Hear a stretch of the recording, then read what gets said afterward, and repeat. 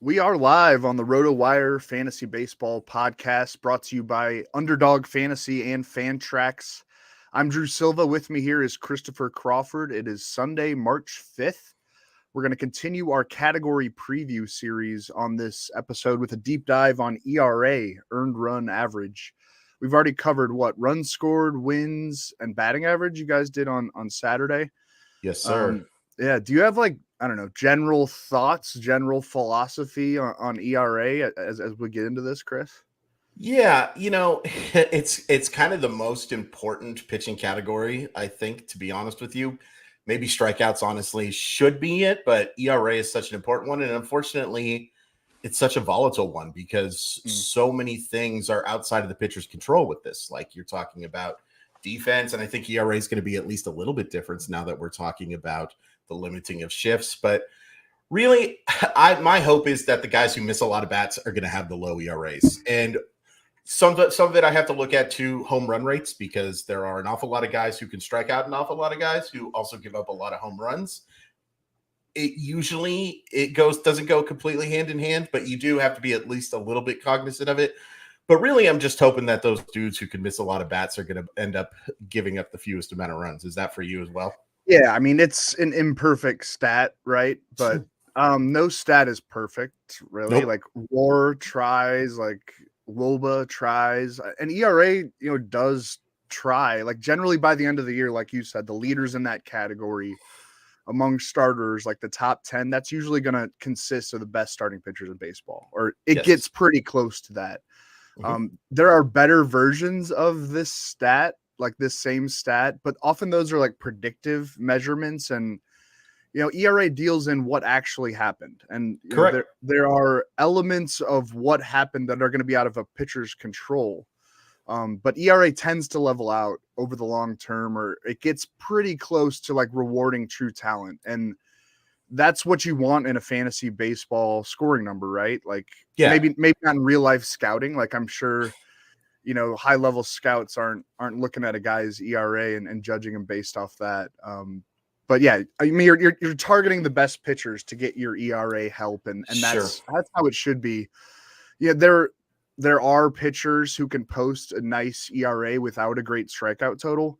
Absolutely. And there's value in those types for fantasy, like especially toward the middle to end of any draft, standard or deep. You're targeting guys that are in good situations in the run prevention category. And we'll get into some of those names. Another exercise in just talking about some dudes here. I wanted to go over the ERA leaderboard from 2022. Nice. Justin Verlander at the very top at 1.75. Julio Urias, 2.16. Dylan Cease, 2.20. Alek Manoah, 2.24. Sandy Alcantara, 2.28. Shohei Ohtani, 2.33. Max Fried, 2.48. Shane McClanahan, 2.54. Zach Gallen, 2.54. So, I mean, right there, like those are some of the best pitchers in baseball, right? 100%. Yeah, absolutely. And with just not to interrupt, but like with a few exceptions, those guys are missing bats. Those are guys who are usually piling up the strikeouts as well. I would guess that the majority of those guys all have a K9 above 9 for the most part, with the exception of, I'm guessing, Urias doesn't have that high of a strikeout. And Verlander didn't exactly dominate in terms of missed bats either, but he initiated so much weak contact, and that's like you said. But yeah, that is a who's who of who you're going to be drafting in 2023 for sure. So that was the top 10, and then you kind of get into some interesting names like Tyler Anderson is right up there, 2.57. Framber Valdez, I think you can punch some holes into what he did last year. Shane Bieber, usually going to be a reliable ERA guy. Carlos Rodon, Martin Perez, kind of out of nowhere. Logan Webb, Jose Quintana, Joe Musgrove, Corbin Burns, Tristan McKenzie, Yu Darvish. That kind of rounds out the top 20 there. So yeah, some interesting names there. I was actually trying to look up ERA leader betting odds, but I didn't see it posted anywhere. There are Cy Young odds. For the AL, you've got Jacob deGrom as the favorite at plus 550. Wow. I mean, I get it and I don't get it at the same time, just because of the health concerns. Like, there's no denying that's the most talented pitcher in baseball when he's on the field. How much has he really been on the field for the last 2+ years, man? when we're talking betting odds, you just got to remember that like these are created for action. Like That's a great point. they want people to bet the totals. Sure. If DeGrom is healthy for the whole season, and we can already kind of say we don't know if that's going to happen, Right. but he could certainly win it. Like if he throws 170 plus innings, the numbers are going to be incredible. It's hard to guess that he will. Just this is for the AL. Garrett Cole plus 650, Alek Manoah plus 800, Dylan Cease plus 900, Shane Bieber plus 950, Carlos Rodon plus 1,000, Ohtani at plus 1,200, McClanahan plus 1,200, Robbie Ray plus 1,600. Some intriguing long shots that I was looking at there. Pablo Lopez at plus 4,000. Oh, that's not bad. In that situation with the Twins, I wouldn't mind throwing a little taste on that. George Kirby, your boy, at plus 5,000. I mean, everything points to him being a stud. Luis Severino is interesting at plus 6,000. Oh yeah, for a long shot for play. A good team that gets a lot of like love from the BBWAA all the time. Do you have Luis Castillo's odds there by any chance? He wasn't in the top 13. Oh yeah, he's plus 1,700. He's number 12. Yep. I think if I was going to lay some shekels down in Vegas, that would be the guy I'd be betting on. As much as I like Kirby and stuff, I just think that what I saw from him at the end of the year and what the Mariners have been able to do with slider pitchers is like really impressive. And that guy's stuff. It's a matter of him staying healthy now. Like it's not like he has had huge health troubles. It's just last year he did have some issues with the beginning of the season, and he's not exactly a spring chicken anymore, so a little worried about that. But if I was going to lay some money down, I think that the 16-1 for Luis Castillo being the ace of what I think is going to be a pretty good baseball team, I like that a lot. I mean, there's injury risk with every one of these names. 100%. Yeah, that's a great point. Yeah. Logan Gilbert at plus 1,800. Yeah, that's interesting. Kevin Gausman at plus 1,600 is kind of interesting. I really like that too. Yeah. Gausman maybe deserved the award last year, to be completely honest. I mean, yeah, in some areas, like, geez. NL Cy Young odds, Sandy Alcantara's number 1 at plus 450, Corbin Burns plus 550, Verlander plus 600. That's not terrible. Max Scherzer plus 800, Spencer Strider plus 950 is the 5th ranked guy. That's impressive. Freed plus 1,000, and you got Aaron Nola and Zach Wheeler kind of rounding out that top 10. Zach Gallen plus 1,500. Some intriguing long shots. I don't know. Hunter Green plus 4,000. The Reds are we're going to talk about Green a little bit on this show because we're talking ERA, and he's kind of a great like exhibit A for Like I love range of outcomes. Yeah. We'll talk about him. Yeah. Kodai Senga at plus 5,000.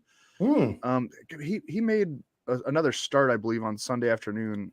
Yes. Or was it Saturday? I don't know. He was pitching. He was pitching this morning, and I believe he struck out the side in the first inning. So yeah, if he didn't strike out the side, it was he struck out at least a couple of batters because we were following that. It's a pretty strong debut against a pretty good lineup to test against as well. Yeah, he came out, I think his first pitch was like 98.5 miles an hour, and his stuff moves, man. I'm really intrigued by him. Like, I think, Ryan and I were talking about it last weekend. Like, I have no idea what to expect with him, but yeah, if he's anything close to what he was in Japan, like the dude's going to be an ace. Yeah. Jordan Montgomery at plus 10,000. I think he's in such a good spot with the Cardinals. I don't know if he'll have like the strikeouts to climb up that leaderboard, but interesting. He could sneakily be an ERA leader, Could see it for sure. Yeah. Dustin May at plus 10,000. I have some notes on him too. He's another kind of, if Hunter Green is exhibit A, I think Dustin May could be exhibit B for sure. Talking about intriguing arm talent, but I'm not sold that the ERA is gonna, or the workload at least is gonna be wide range of outcomes for sure. Yeah. Before we get into ERA, I don't know. There wasn't a ton of big news on this Sunday. Mike Moustakas to the Rockies. Thoughts, concerns? I mean, look, Moustakas has looked dreadful basically since I don't have a great memory anymore, but my recent memory, I don't have a lot of positive memories of Mike Moustakas, to be completely honest with you. I think one thing this does though is it makes me a little bit concerned about Nolan Jones maybe making the roster, because I think Moustakas might be like the veteran favorite type thing. And then you send Jones down to get some seasoning in AAA. And, they've got a prospect too in Warming Bernabel, who I really like as well, who I don't think is making his debut this year, but maybe next year.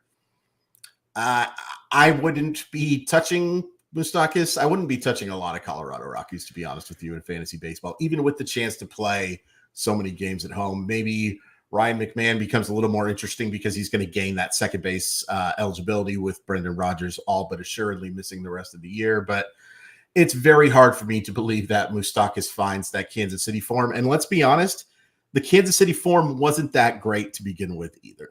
Yeah. I mean, man, I love like trying to get a little Coors Field effect on my fantasy rosters toward the end of a draft. And Nolan Jones is a guy that I really like. Yeah. Because he had such a good OBP, like plate discipline in the minors, you could see him like moving up that lineup real quickly 100%. If he gets that spot. I know that they've really liked him this spring so far. I want to say that Moustakas isn't going to be like a factor, but it's the Rockies and they're probably going to make dumb moves, right? Somebody brought up a good point that there was almost like a three-way salary dump between Moustakas, Arenado, and the Rockies, because Cincinnati's paying the overwhelming majority of that contract. Colorado is paying the overwhelming, or was anyway, paying a significant portion of Nolan Arenado's contract. I think there might be a winner of those three teams in that hypothetical transaction, my friend. All right, we'll jump into ERA. But first of all, the fantasy baseball season is underway, and there's no better place to play than Underdog Fantasy, the easiest place to play fantasy baseball. Right now, Underdog has MLB best ball tournaments live, including the Dinger, which has $500,000 in total prizes. In best ball, all you are doing is join a contest, draft your team, and that's it. There are no waivers, no trades, and no in-season management. Draft 20 rounds of players and get the best cumulative scores in your starting lineup: 3 pitchers, 3 infielders, 3 outfielders, and 1 flex each week of the regular season. Getting started is simple. Go to underdogfantasy.com, sign up with the promo code RWMLB, and not only will Underdog double your initial deposit up to $100, but you'll also get 6 months of our RotoWire subscription for free. Again, that's Underdog Fantasy, promo code RWMLB. Draft your 100K Dinger team today. If you're looking for a place to customize your fantasy league and play a variety of formats, we cannot recommend Fantrax enough. Create the scoring systems that you want to play with: waivers, categories, scoring system, schedule. It's all very customizable. Fantrax offers custom solutions for all of it and more, and it's all free. I personally love Fantrax's user interface for running real drafts or mock drafts. I think you agree, Chris. It's simple, but it's also filled with like everything you could ever want in a customizable league. Cater it to your interests and the people in your league's interests, and have a great time. Sign up for free today and be entered to win an official MLB signed jersey from Vladimir Guerrero Jr. Simply go to fantrax.com/RotoWire and sign up today. That's Fantrax, Fantrax.com/RotoWire. Fantrax, the home of fantasy sports. I have a fantasy draft going on starting today with Fantrax. We started a dynasty league for charity for ALS to support everybody who's going through that, but in particular, of course, our buddy Sarah Langs, who is just the absolute best human being in the possible world. But it's a start over dynasty league, and I have the 3rd pick, and I'm very curious to see who I'm going to end up with. I have Julio at the. If you're in my league, please don't be listening right now or turn it off. But I have Julio at the top of my board. Then I have Ohtani too, because he is he's going to be able to participate in both in Fantrax. I don't know who I should have at 3rd. Who would you have at 3rd? Oh man. It's just like a standard dynasty league. Standard dynasty league, but the only change is instead of batting average, we're going on base percentage. Everything else, the categories are the same. Juan Soto.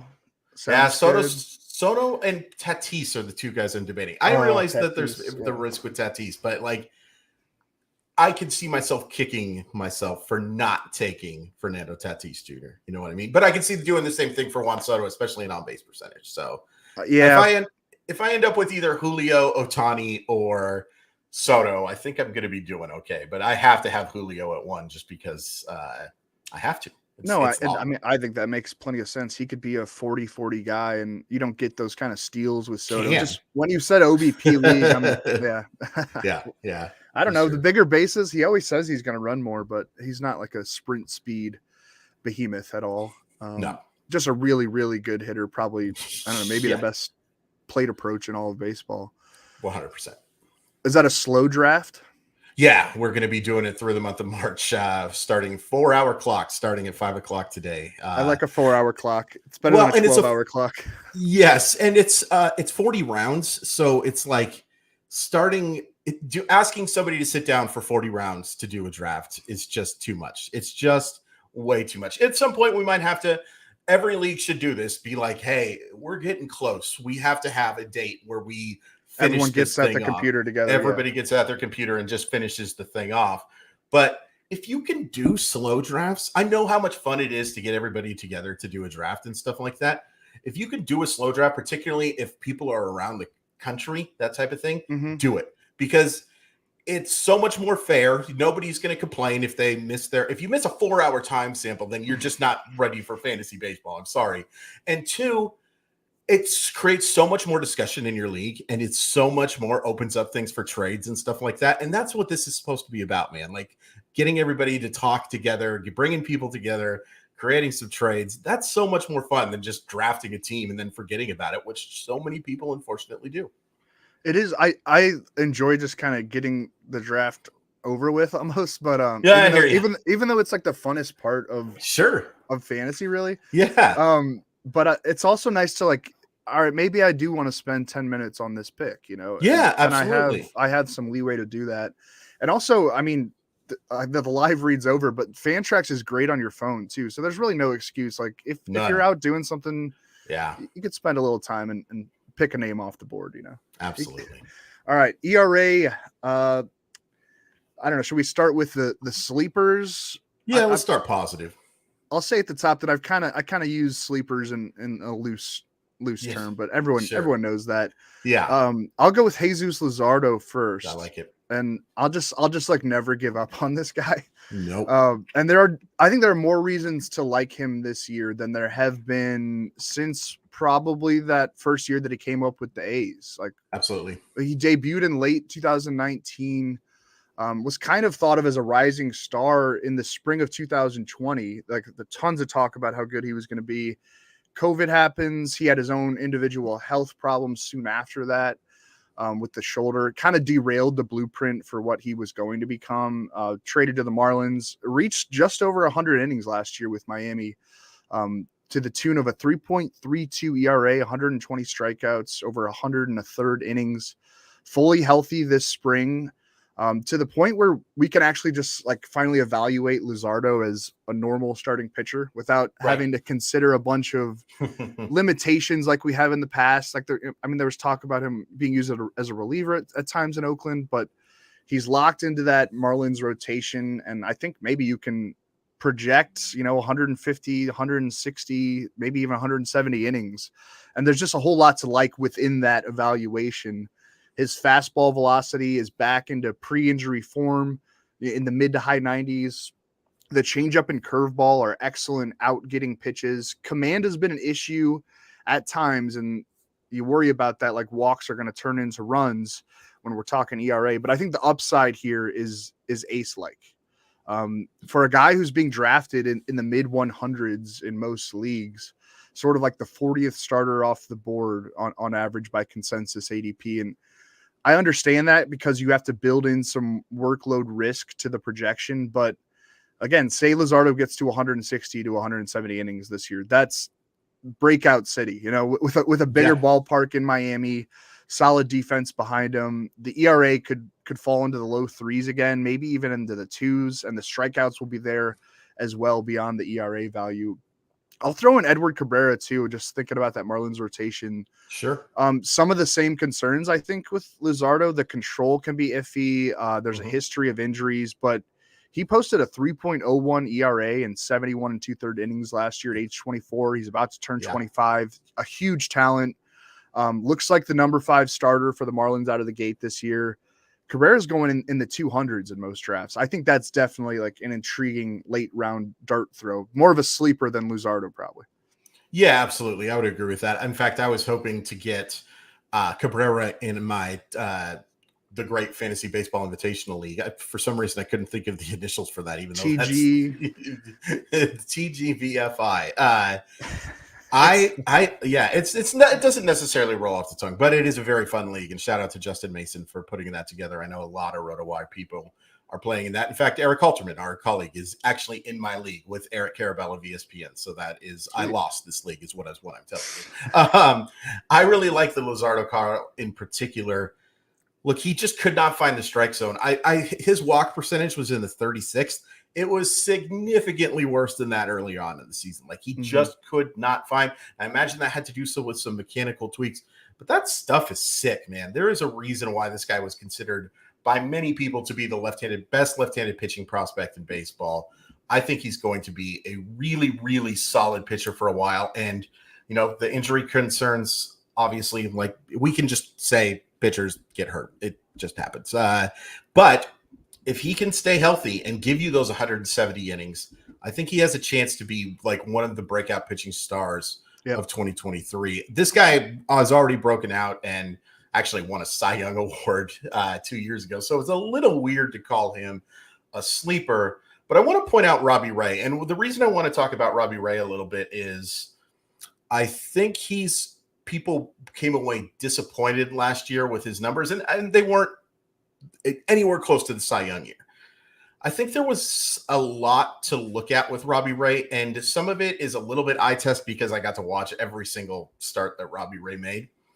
This dude could just not avoid the big inning. There were so many starts where he would give up no runs through 4 or 5 innings, and then all of a sudden the 4-run inning happened, or the 3-run inning happened, or goodness forbid, even a bigger blowout type of thing.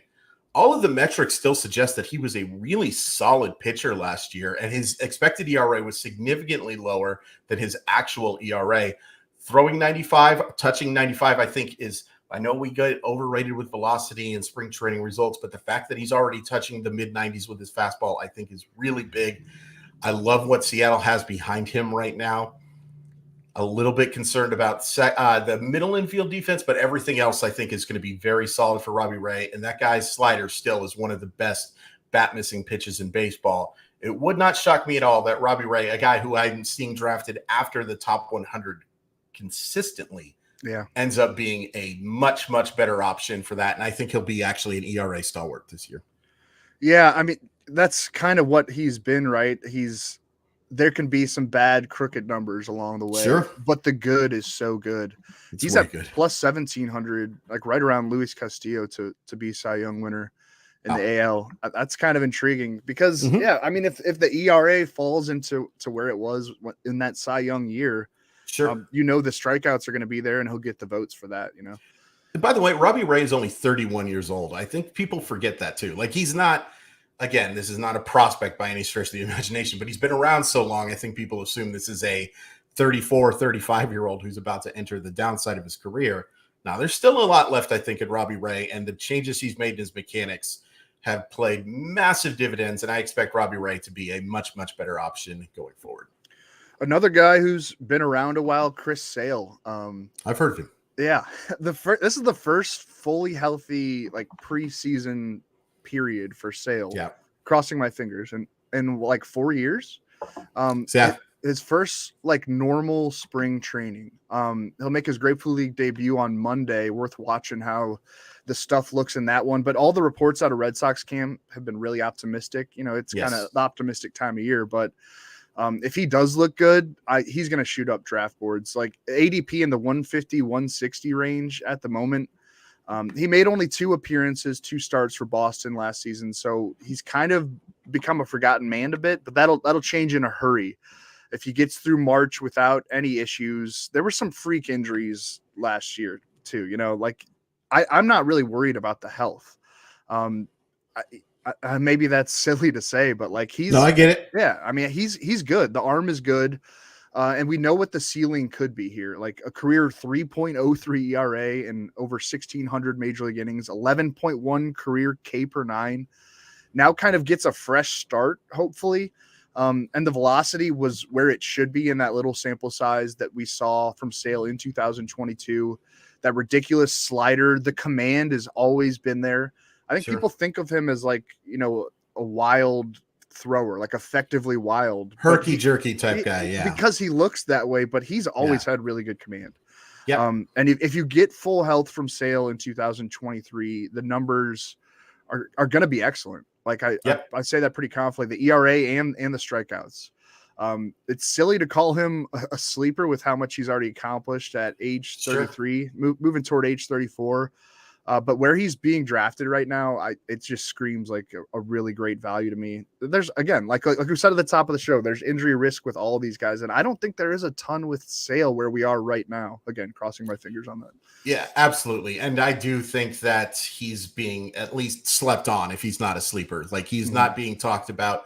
Like this guy has the stuff to be like a top 15 starting pitcher. There's no denying that. Like with his ability to miss bats, there's an awful lot to like about this guy. The guy I want to profile is in no way like Chris Sale, other than they're similar amount of letters in their name. Alex Cobb.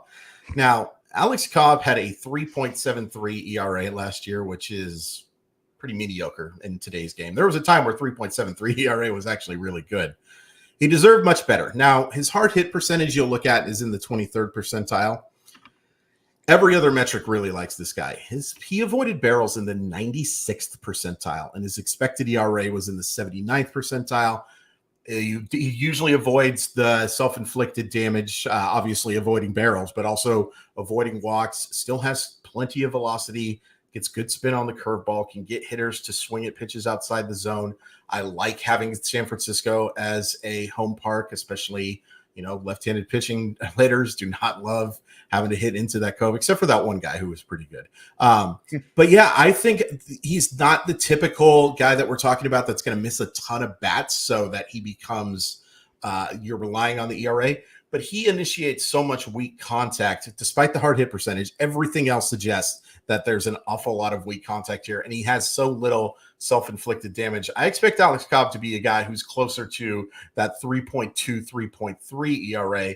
And for a mid-rotation starter, I think you'll absolutely take that from your fantasy lineup. Yeah, and you could see the Giants really letting him work deep into games if he proves capable of that, because they kind of need that. Yeah, they do. That Giants roster is strange. It's a very odd lineup. The lineup is bad. Yeah, the lineup is bad. Yeah, it's real bad. It's bad. But you know what?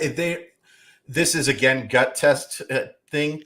Every time I think San Francisco is ever going to be bad, they end up winning 85 games. And every time I think San Francisco is going to be dominant outside of their, in my personal opinion, dynasty, they end up being disappointing. So congratulations to the San Francisco Giants 2023 World Champions. Yeah, I'm hesitant to dog that team too much because, again, they always surprise you. But I'm looking at it and I'm just like, On paper, it doesn't seem like a team that can compete with the Padres and the Dodgers. That's for sure.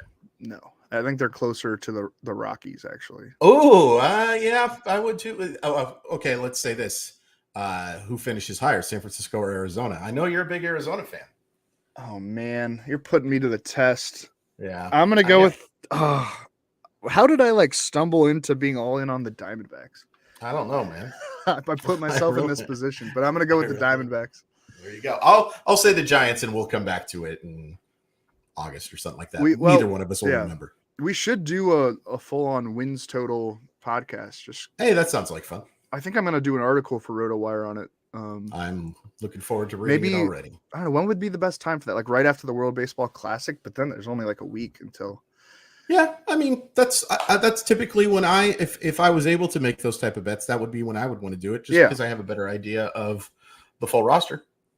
I'll talk to the boys. We'll figure it out. Drew Rasmussen for me as another sleeper, just more Rays magic at work here with this guy. Jeffrey Springs too. You can throw him in there. Shane McClanahan, obviously, but he's well known. He's going to get you covered in a lot of different categories. Rasmussen broke out for a 2.84 ERA in 146 innings, 28 starts last season. And Ryan and I talked about this on our wins episode, something just kind of philosophical, but the Rays will let their best starters cook if those starters prove capable of cooking. And Rasmussen went 6+ innings in 5 of his final 6 starts to close out last year.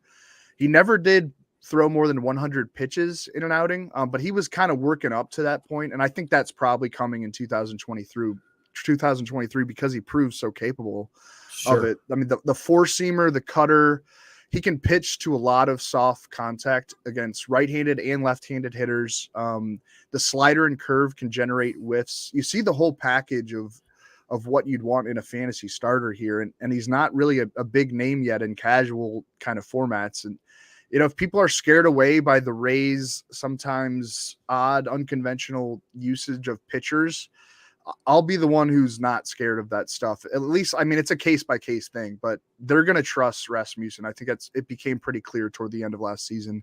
He's going in the 170 to 180 range in most drafts. Yeah, I love that draft day investment for ERA help, and he'll get enough strikeouts too. Man, if we're talking about hopefully a lot of wins as well, if he does get the green light to work deep, and I think he will.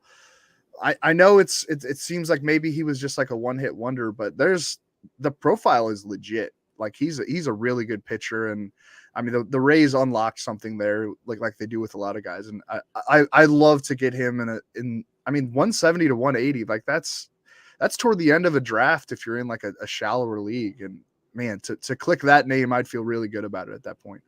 What it was Rasmussen in the Willy Adames trade, right? Was that the one? Yes. Or what? Okay, that's a fascinating deal to look back on. I think both teams should actually be pretty darn happy with the results that came from that one. But yeah, I like his stuff a lot, and I think Tampa Bay starters sometimes get the bugaboo. But if there was one starter I'm trusting right now, it would have been Tyler Glasnow, but unfortunately, because of his situation, that's a guy that I think you kind of have to ignore until the later rounds at least. But yeah, I do like him a lot. I struggle sometimes hyping up rookie pitchers as team players that are going to perform well in the ERA category, but I've been such a big fan of Grayson Rodriguez for the last 3 years. He's pretty, even with Andrew Painter, who I think come good health could also be a contributor in this category. I think Grayson Rodriguez is the best pitching prospect in baseball in terms of both his ceiling and his floor, because 70 fastball on the 2080 scale, 70 change on the 2080 scale, a couple of breaking balls that can miss bats. I actually like that Baltimore defense pretty okay. I love having Adley Rutschman as the guy who's going to be catching him. I think Adley Rutschman's just and that left field fence too.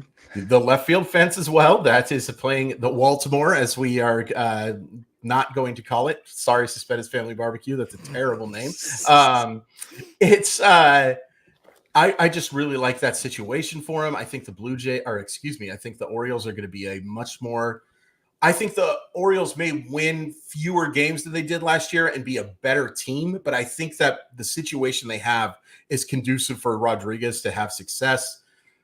I don't think that they're going to keep him down for very long, in part because I think they think that Rodriguez could be a rookie of the year guy. Of course, Gunnar Henderson is another guy who could be challenging it from his own team, but I really, really, really like Rodriguez's combination of stuff, command, poise. Everybody I've talked to just raves about this kid's mental ability.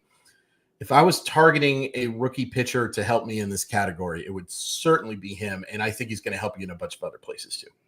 I dig it. I think he might be in the opening day rotation. I sure hope so. There's nothing that suggests, other than assuming, he did miss a bunch of time last year. Yeah, with the lat strain, and that's, concerning for sure. But there's nothing that suggests, based on stuff and all the stuff that I just went over, that he's not ready for the major league rotation, because the options behind him, I like Baltimore's lineup a lot.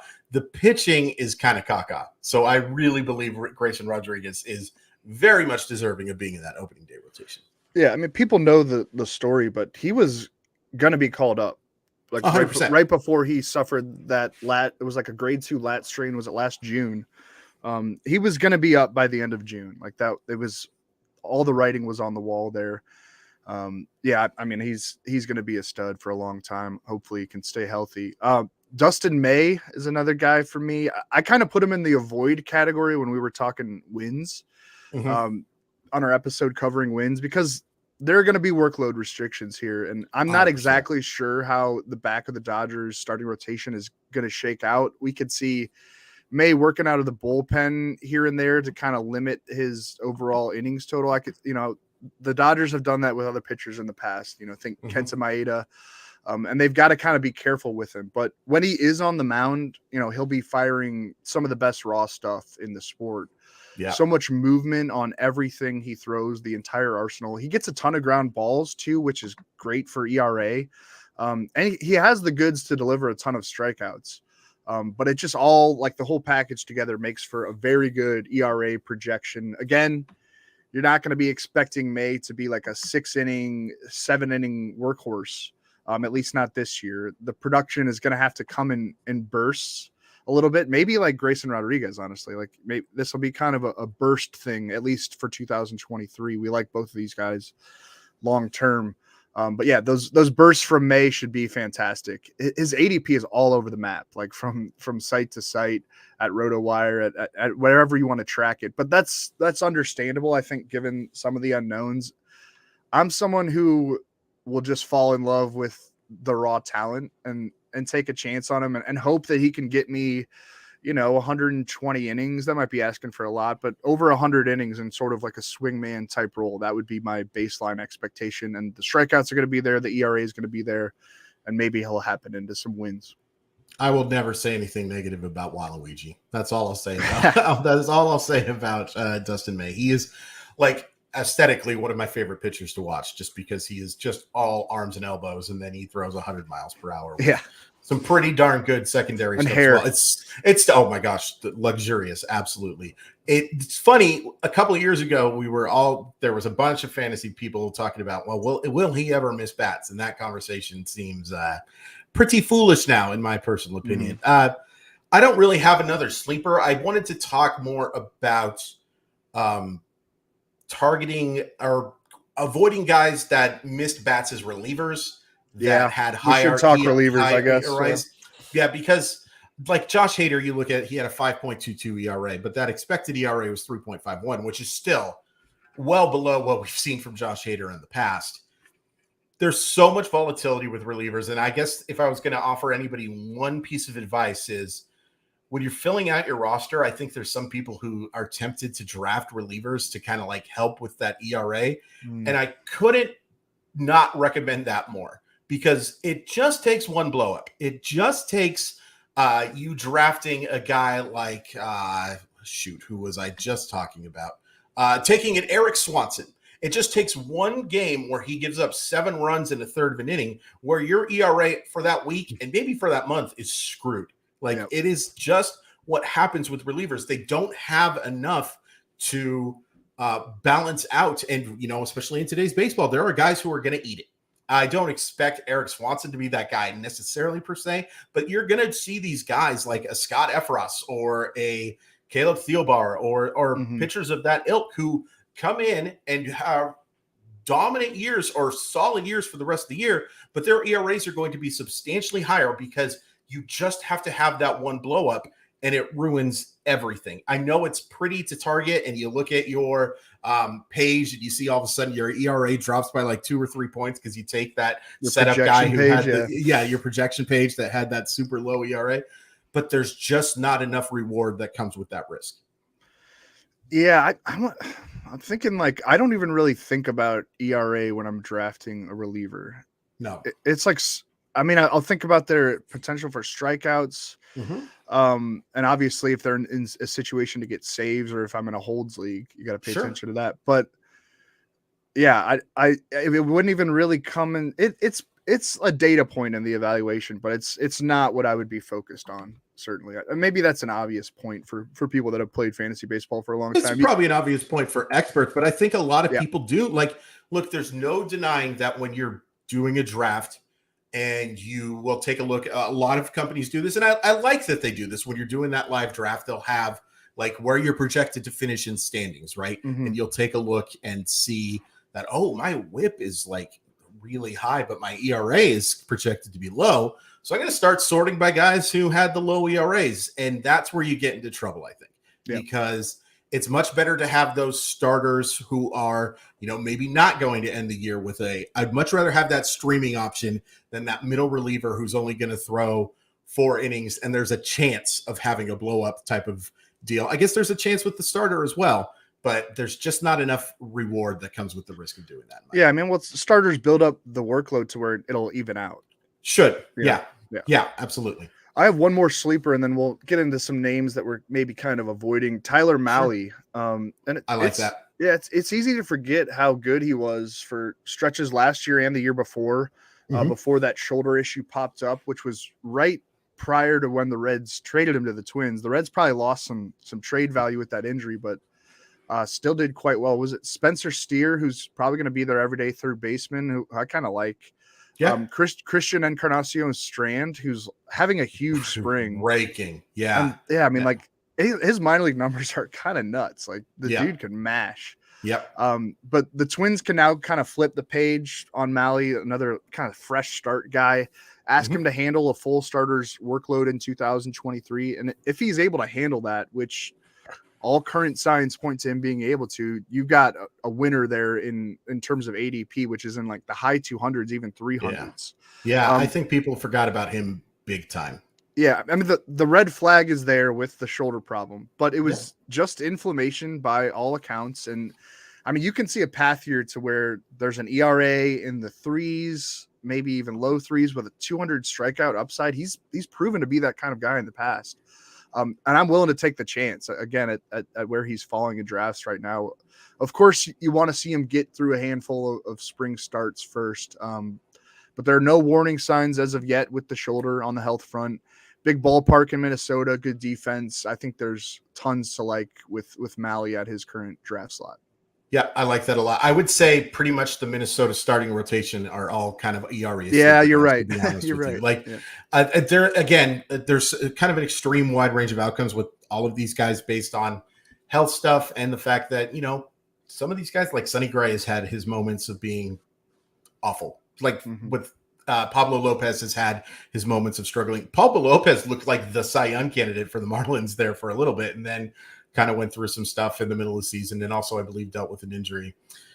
Yeah, I think that the entire Twins staff is people who had – and exception to the ERA rule might be Joan Duran because that dude is nasty. Like that guy has a chance to be like an elite. Him and Andres Munoz is going to be a fun debate over the years, like watching which one of these guys becomes the best reliever. And Munoz, another guy who I think makes a little bit of sense in that ERA category to target as well. But I think both those guys are actually going to end up being closers for their teams, so it kind of works out in the end. And if not, going to miss so many bats, it doesn't really matter. All right, let's talk some names to avoid for the ERA category. You want to go first? Sure. And I'm going to start with a guy you mentioned that had fairly decent. Actually, I'm going to mention 2 guys that have decent Cy Young Award odds, but I'm going to start with Logan Gilbert. And it's mostly about the fact that his hard contact rate scares the ever-loving crap out of me.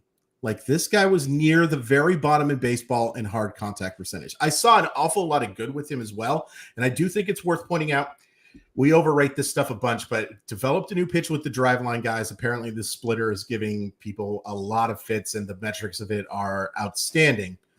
But when you're in the 2nd percentile in hard hit percentage, you scare me. And he's not a guy who has elite stuff. It's very good stuff. I believe in him in the long term, but he is the type of guy that I could see being even another thing, like kind of like what we're talking about with Baltimore being better, or being better with worse results. I think there's a chance that Logan Gilbert is that guy. It wouldn't shock me if his ERA was closer to that 3.75 or 4 range, just because he gives up so much hard contact, and we are talking about a limited shift now.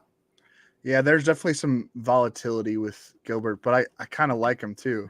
Sure. Yeah, I mean, the nature of like these kind of episodes is, we're trying to poke holes, but I like the overall profile of what he can be this year. He's going pretty early in drafts though, so yes, it's a good note there.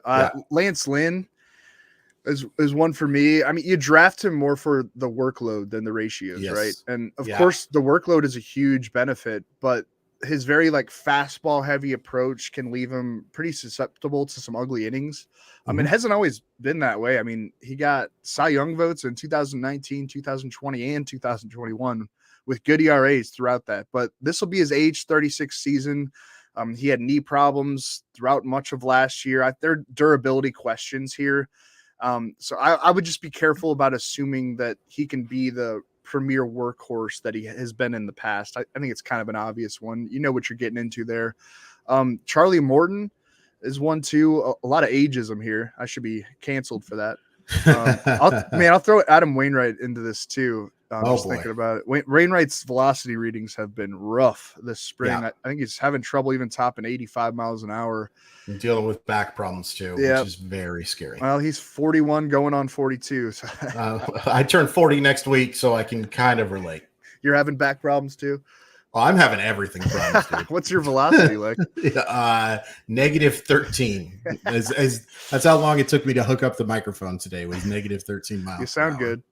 Oh, thank you, sir. But yeah, well, with Wainwright, like, you want to target Cardinals pitchers for ERA. We were talking about Jordan Montgomery being a sneaky potential ERA leader. Miles Mikolas is definitely this kind of guy, because Busch Stadium is a tough environment for offense, and the Cardinals play tremendous defense. They should do that again this year. I'm just not feeling Wainwright at age 41. Like you said, already having back troubles. Morton's 39, and his fastball and cutter are just becoming more hittable pitches, which he tends to like start slow out of the gate too. Yeah. You kind of got to be aware. He's done that like almost every year. At least it was really bad last year to start. My goodness, I know that we did a bunch of stuff that is Charlie Morton done, and then he wasn't. But yeah, I mean, and he evened out. Like, that's a theme of this podcast. He evened it out, and his velocity is still good for how old he is, and he's got that curveball. But I'm just probably out on trusting that he's going to be like a top 30 starter this year. I think that's fair. Yeah, I just think that there's probably more risk than reward at this point with Charlie Morton. Like, in an NL only league, I'm targeting him for sure, just because, there's enough reward with that risk in that type of situation. But in redraft leagues, I think I can do a little bit better. I think I might be, I hate the term canceled, but I think I'm going to get yelled at for this one a little bit. I'm kind of fading Dylan Cease this year, and it's I don't feel good about it, because was one of my favorite prospects in that draft class. That trade, by the way, holy crap. Like, that is one we got to spend more time on, like an investigative discovery type of thing about what happened here with what the White Sox got with Cease and Jimenez, because by the way, Jose Quintana left today with a side injury. Hopefully everything is well there, but not a great sign early in the spring. But look, this is a guy who was like in the 90s in so many good categories, but it's the walk rate, man. It's the fact that Dylan Cease was in the bottom 16th percentile and has always struggled with walks. This was not a new thing for him. It's just he kind of kept him to a low roar in 2022, and that's why he was a legitimate top 3 Cy Young Award guy. I just think that there's a real chance for some blowups here, and pitching in a park that can be a little bit tough for that type of situation. I love the stuff. There are going to be moments where he looks like one of the best pitchers in baseball, because in terms of talent, he is one of the best pitchers in baseball. But if you're drafting him in as a top 10 pitcher, I think you're taking a massive risk, in my personal opinion. I hope I'm wrong, because I really like Dylan Cease. He's only 27, and I think he has a really bright future. But there's always going to be in the back of my head, because of the fact that he does so much self-inflicted damage with the walks, to have some blow-up seasons. Yep. I mean, you worry about the sustainability of what he did last year. I like that. How many top pitchers can get away with a poor command like that? Not many at all. I can't think of anybody who's that poor in walks who is also that good in everything else. It's kind of like early career Randy Johnson, where Randy Johnson just could absolutely no idea. Of course, Cease has better results than early career Randy Johnson, but normally you have to have that quality command to be a guy who's like literally in the 88th percentile in strikeout, 91 percentile in whiff, Expected ERA was in the 90th percentile as well. Hard hit percentage well up there as well. Everything suggests that Dylan Cease is one of the best pitchers in baseball, but I can't treat him like that when I know that there's a chance that there are going to be 5 to 6 walks games. Yeah. It feels like they're like just safer starters that are going that early. And let me close out with the other one because it might be the most duh of any of these guys. Martin Perez. Yeah. Okay. No way in hell he's doing that again, man. And again, I think, or not again, but I'll just tell you, he was one of my favorite stories because he had not had an ERA below 4.3 in 8 years. 8 years of a sample size of being mediocre to worse. And then he was one of the best left-handed pitchers in baseball. And I think he can still be a solid real-life back-end starter for them. I actually really like Texas's roster. There's some risk here. It's interesting, yeah. But I think they've got a lot of talent, and they're building something really special there, too, because they have a lot of young talent on the farm on top of what they've added.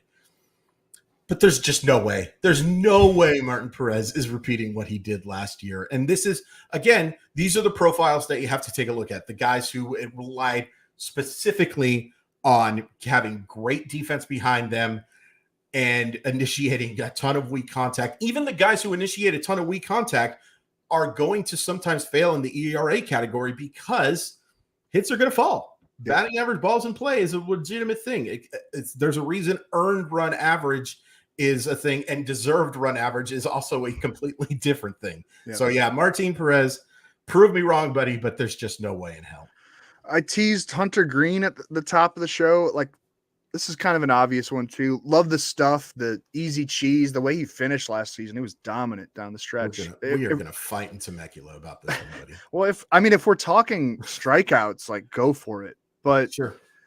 I don't know. With those whiffs is going to come some crooked numbers, I think, on a bad Reds team with a home park that is very favorable to opposing hitters. There's more good than bad in the profile overall. Like, he's 23 years old, or he's entering his age 23 season. But I just don't think he's going to be like a world beater in terms of run prevention. I hate that park. I hate it. I've been there a few times. It's bad. Yeah. Okay. So I don't hate personally visiting it. I hate your chili, but I don't necessarily hate the park. I hate the park for pitchers though, because and the thing is, like, Hunter Green, was in the 81st percentile in fastball spin, but I've seen when he gets up to like that 103, 104 range. Yeah, it's hard to hit 103, 104. Obvious point is obvious, but that can straighten out pretty good. It's more when he's working in that 97, 99 range where he can actually get a little bit more movement and the walk. I agree with you. Yeah, he throws too hard. He throws too hard for a lot of reasons. Unfortunately, we don't love seeing young pitchers, and we love seeing young pitchers throw super hard, but there's a lot that comes with it, unfortunately, on the field, and unfortunately leads to off the field. I said unfortunately like 42 times there. But yeah, I think Hunter Green has a chance to be a pitching star, but I wouldn't necessarily bet on it for 2023. Maybe he does well with the pitch clock or something. It's hard for me to like build that into my evaluations yet. It's so hard to tell, man. Yeah. It's like the Max Scherzer thing, especially with how much I think he's having a blast playing with this thing. He would never know it because he looks like he just absolutely wants to fight everybody at the club. But he also, I think, is just like having the time of his life figuring out like what is a quick pitch, what isn't a quick pitch, when does this clock actually start. But yeah, we don't know how this is going to affect guys. I've read a bunch of stuff about like Giovanni Gallegos apparently is really struggling with this, like figuring out how the heck this is going to work because he's so slow. And of course, we've all made the jokes about a bunch of relief pitchers that do not exactly work at a fast pace. But yeah, it's something that we're just going to have to figure out because it is literally, for everybody who hasn't been playing with it in the minor leagues, it's pretty much a brand new thing. Yeah. I think they might add 5 more seconds or something. College shot clock instead of the NBA shot clock. Yeah, right, exactly. Yeah. Well, because Gallegos, I was watching one of his appearances, and he went to cover third on a play, and then had to get back to the mound. And obviously he's a slow starter in general, a slow worker. And so like he just didn't have enough time to really get a pitch off. And there have been situations where like a catcher's trying to call time.